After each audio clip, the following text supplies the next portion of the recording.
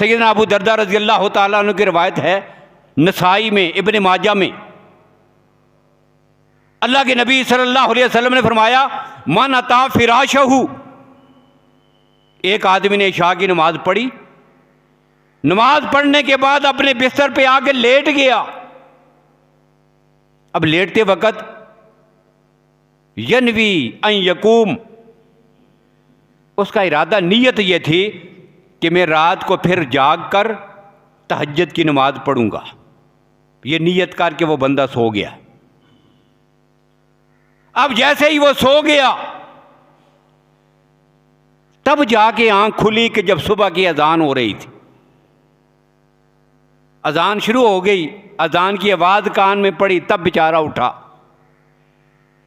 अब अल्लाह के नबी सल्लल्लाहु अलैहि वसल्लम फरमाते हैं, अल्लाह की ज़ात इस आदमी को सिर्फ उसकी नीयत की वजह से तहज्जुद की पूरी नमाज का सवाब अता फरमा देते।